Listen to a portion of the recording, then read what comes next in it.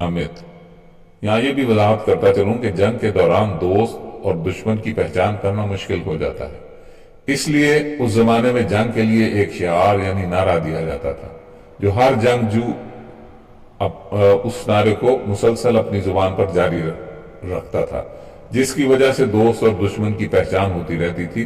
ورنہ گھمسان کی جنگ میں تو تلوار کسی پر بھی چل سکتی تھی۔ جیسے آپ کھیلوں میں دیکھتے ہیں کہ ہاکی یا فٹ بال وغیرہ میں دونوں ٹیموں کی پہچان ان کی یونیفارم سے ہوتی ہے، ایسے ہی پہلے دور میں بھی دوران جنگ دو لشکروں کی پہچان ان کے نعرے یا شعار سے ہوتی تھی۔ 6 ذو الحجہ بروز ہفتہ صبح کی نماز پڑھنے کے لیے آنے والوں میں جناب امیر مسلم علیہ السلام کے انصار بھی شامل ہو کر مسجد تک پہنچ گئے، مگر ان کی تعداد 4000 سے زیادہ نہ تھی، اور ان میں سے بیشتر مرادی قبیلہ کے لوگ تھے جو جناب ہانی علیہ السلام کی رہائی کے لیے آئے ہوئے تھے، نہ کہ جناب امیر مسلم علیہ السلام کی نصرت کے لیے۔ اور جناب مسلم علیہ السلام کے انصار میں سے جو لوگ کوفہ سے باہر بیعت لینے کے لیے گئے ہوئے تھے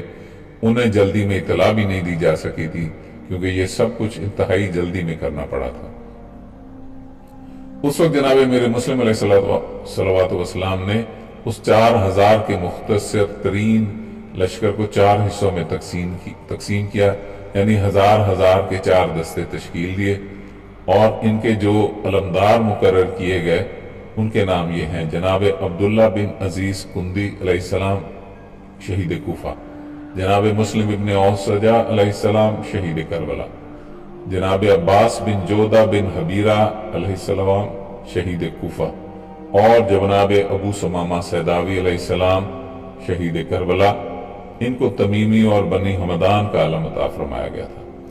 یہ 4000 کا لشکر جس وقت مسجد کوفہ کے دروازے پر جمع ہوا، اس وقت نماز پڑھانے کے بعد ابن زیاد ملعون ممبر پر بیٹھ کر اہل کوفہ کو ڈرانے دھمکانے مصروف تھا۔ اس وقت اس لشکر نے مسجد کے باہر نعرہ تکبیر بلند کیا۔ ایک فوجی بھاگتا ہوا ابن زیاد ملعون کے پاس پہنچا اور آتے ہی کہا کہ جناب مسلم ابن عقیل علیہ السلام تمہارے سر پر پہنچ گئے ہیں۔ جس وقت ملعون نے یہ بات سنی تو اس کے پاؤں کے نیچے سے زمین نکل گئی، اسے خطبے کا ہوش نہ رہا اور وہ بدحواس ہو کر ممبر کو چھوڑ کر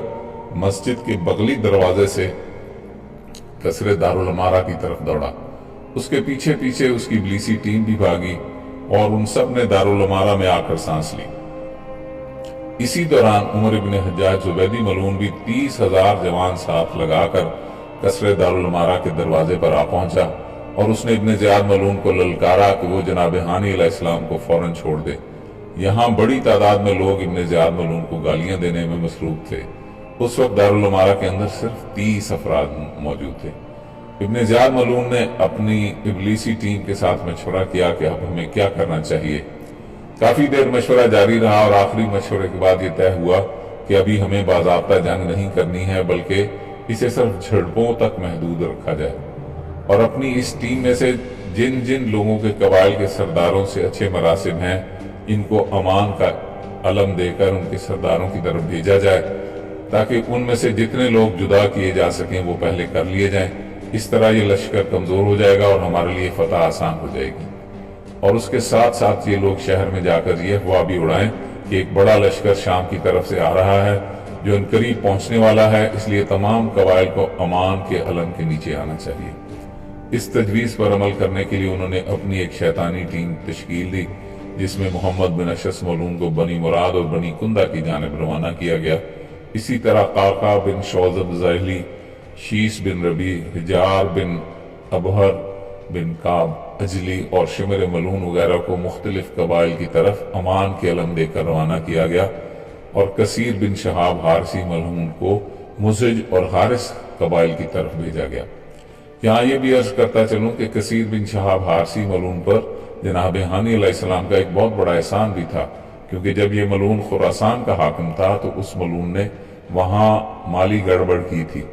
اور فرعون شام کو اس کا پتہ چلا تو اس نے اس کے قتل کا حکم دیا، اور جب یہ ملعون اور کہا کہ جہاں بھی یہ ملعون نظر آئے اس کی گردن اڑا دی۔ اس وقت یہ ملعون خوف زدہ ہو کر جناب ہانی علیہ السلام کے پاس پناہ لینے کے لیے آیا تھا، اور جناب ہانی علیہ السلام نے نہ صرف اس ملعون کو پناہ دی تھی بلکہ خود جا کر حاکم شام سے بات چیت بھی کی تھی، کیونکہ یہ کئی قبائل کے مشترکہ سردار تھے، اس لیے حاکم شام نے ان کی بہت عزت کی اور ان کے کہنے پر کثیر بن شہاب حارثی ملعون کو معاف بھی کر دیا تھا۔ ادھر قصر دارالامارہ کے باہر ایک ہجوم تھا، نعرے بلند ہو رہے تھے، تلواریں لہرا رہی تھیں، اور اندر ہی اندر ابن زیاد ملعون کے ساتھی لشکر میں داخل ہو کر جوڑ توڑ میں مصروف تھے، اور ان کا پروگرام یہ تھا کہ کسی بھی طرح آج کے دن یہ جنگ نہ ہو۔ دوسری طرف عمر بن حجاج زبیدی، جس نے جناب ہانی علیہ السلام کو امان نامہ لکھوا کر دیا تھا اور وہ جناب ہانی کا سسر بھی تھا، وہ بھی جناب امیر مسلم علیہ السلام کے لشکر میں جناب ہانی کو چھڑانے کے لیے شامل تھا، اور اس کی شمولیت کی وجہ سے لشکر کی تعداد 40 سے 50 ہزار تک پہنچ گئی تھی۔ یہی وجہ تھی کہ ابن زیاد ملعون نے کہا تھا کہ آج کسی بھی صورت تصادم نہیں ہونا چاہیے، کیونکہ اس وقت قصر دارالامارہ میں اس کے پاس کوئی بڑا لشکر موجود نہ تھا، اور وہ چاہتا تھا کہ جو لوگ یہاں جمعہ کی وجہ سے بازار لگانے کے لیے آئے ہوئے ہیں وہ کچھ ہی دیر میں اپنا اپنا سامان اٹھا کر واپس اپنے گھروں کو لوٹ جائیں، تو پھر لشکر کو یہاں کھانے پینے کے لیے کچھ نہیں ملے گا، جس کی وجہ سے وہ لوگ یقیناً کھانا کھانے کے لیے اپنے اپنے گھروں کی طرف جائیں گے، اور اسی وقفے سے فائدہ اٹھا کر ہم شہر کی ناکہ بندی کر کے اہم شخصیات کو گرفتار کر لیں گے۔ ایک طرف جناب امیر مسلم علیہ السلام کے پاس لشکر بہت کم تعداد میں تھا، اور اس کی بڑی وجہ یہ تھی کہ آپ جناب نے بہت سے اہم ساتھیوں کو کوفہ سے باہر بیعت لینے کے لیے بھیجا ہوا تھا، اس لیے وہ شہر میں موجود ہی نہ تھے۔ دوسری وجہ یہ تھی کہ یہ جنگ بغیر اعلان کے قبل از وقت ہو رہی تھی۔ تیسری وجہ یہ تھی کہ قبائل کے سردار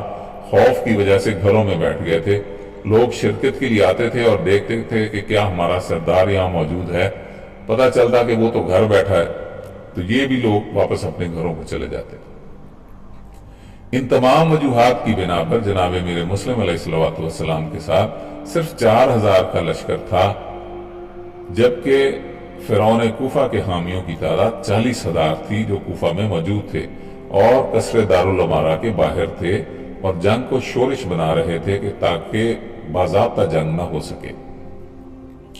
شام تک یہ ہنگامہ جاری رہا، لیکن جنگ نہیں ہوئی، بلکہ ابن زیاد ملعون کی طرف سے جوڑ توڑ کا عمل جاری رہا، اور وہ کافی حد تک اپنے مقصد میں کامیاب ہو گیا۔ اسی دوران ابن زیاد ملعون نے قاضی شریح سے کہا کہ تم دارالامارہ کی چھت پر جا کر تمام لوگوں کے سامنے قسم اٹھاؤ اور انہیں یقین دلاؤ کہ جناب ہانی علیہ السلام کو شہید نہیں کیا گیا، بلکہ وہ ٹھیک ہیں، اور جو کچھ بھی ہوا وہ ایک وقتی اختلاف تھا جو اب ختم ہو چکا ہے، اور کل تک باقی تمام اختلافات بھی دور ہو جائیں گے اور ہم جناب ہانی علیہ السلام کو باعزت رہا کر دیں گے۔ اس وقت قاضی شریح دارالامارہ کی چھت پر پہنچا اور اس نے قرآن سر پر رکھ کر لشکر سے کہا کہ جناب ہانی علیہ السلام محفوظ ہیں، ان کے ساتھ معمولی سا اختلاف تھا جو ختم ہو گیا، کل تک انہیں چھوڑ دیا جائے گا، آپ سب لوگ واپس اپنے گھروں کو لوٹ جائیں۔ یہ سن کر عمر ابن حجاج زبیدی ملعون کا لشکر تو سارے کا سارا واپس پلٹ گیا، مگر اس کے باوجود کافی لوگ یہ اصرار کرنے کے لیے موجود تھے کہ جناب ہانی کو اسی وقت رہا کیا جائے۔ جس وقت شام ہو گئی تو اس وقت اکثر لوگ کھانے پینے کے لیے اپنے اپنے گھروں کو روانہ ہو گئے۔ اسی دوران پروگرام کے مطابق جناب امیر مسلم علیہ السلام نے کہ آپ جناب کے کافی انصار کو گرفتار کر لیا گیا، یعنی عمر ابن حریث نے عبداللہ بن حارث کو گرفتار کر لیا، جناب عباس بن جودہ بن حبیرہ کو بھی راستے میں گرفتار کر لیا گیا، اور جناب عبداللہ بن عزیز بھی راستے میں ہی پکڑے گئے۔ چونکہ جناب مختار ثقفی علیہ السلام کا گھر کوفہ سے باہر تھا، اس لیے یہ گرفتار ہونے سے بچ گئے۔ جس وقت نماز مغرب کا وقت ہوا تو جناب امیر مسلم علیہ السلام نے مسجد کوفہ میں اپنے ساتھیوں کے ساتھ مل کر نماز مغرب ادا کی۔ اس کے بعد انہوں نے تعقیبات ادا فرمائی، اور تعقیبات سے فارغ ہو کر آپ نے پیچھے مڑ کر دیکھا تو سب لوگ اپنے اپنے گھروں کی طرف جا چکے تھے۔ حضرت مسلم علیہ السلام کو شہید کرنے کا حکم نامہ جاری ہوا اور انہیں مسجد کے مینار پر لے جایا گیا۔ یہاں میں نے جناب مسلم کی شہادت کے واقعات آپ کی خدمت میں نہیں عرض کیے، وہ انشاءاللہ پھر کسی دن کریں گے۔ تو جس وقت جناب مسلم علیہ السلام کو مسجد کے مینار پر لے جایا جا رہا تھا تو